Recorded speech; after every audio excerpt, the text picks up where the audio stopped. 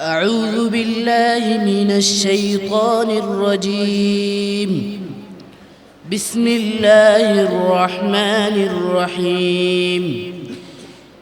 يا أيها الناس اتقوا ربكم الذي خلقكم من نفس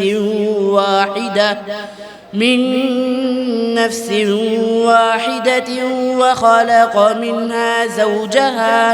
وخلق منها زوجها وبث منهما رجالا كثيرا ونساء واتقوا الله الذي تساءلون به والأرحام إن الله كان عليكم رقيبا.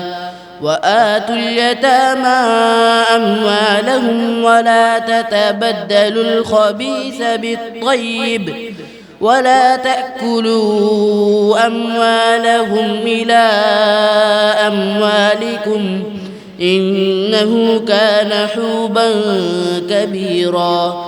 وإن خفتم ألا تقسطوا في اليتامى فانكحوا ما طاب لكم من النساء مثنى وثلاث ورباع. وإن خفتم ألا تعدلوا فواحدة أو ما ملكت وإن خفتم ألا تعدلوا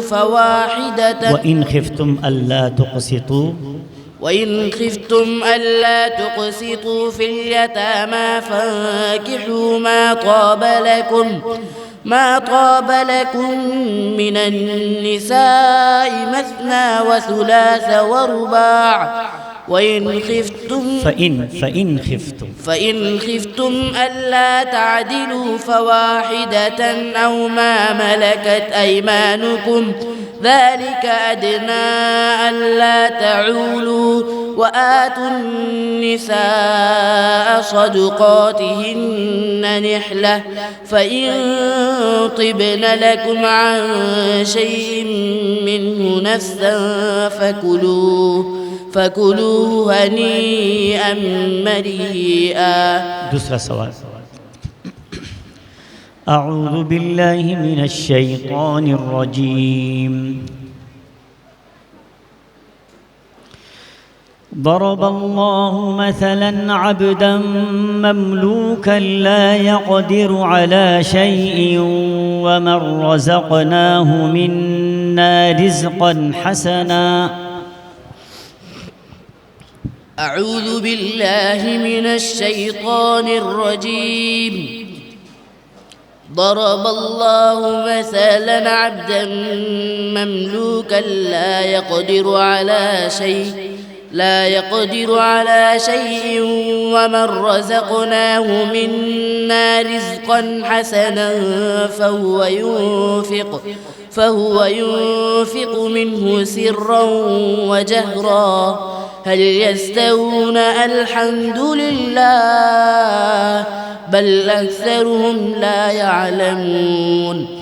وضرب الله مثلا الرجلين أحدهما أبكم لا يقدر على شيء وهو كل على مولاه أينما يوجهه لا يأتي بخير هل يستوي هو ومن يأمر بالعدل وهو على صراط مستقيم. ولله غيب السماوات والأرض وما أمر الساعة إلا كلمح البصر أو هو أقرب إن الله على كل شيء قدير.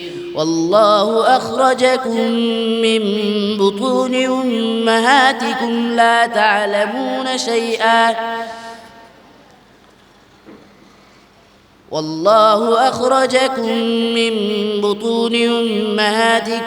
تعلمون شيئا لا تعلمون شيئا وجعل لكم السمع والأبصار والأفئدة لعلكم تشكرون. بارك الله فيكم. صدق الله العظيم.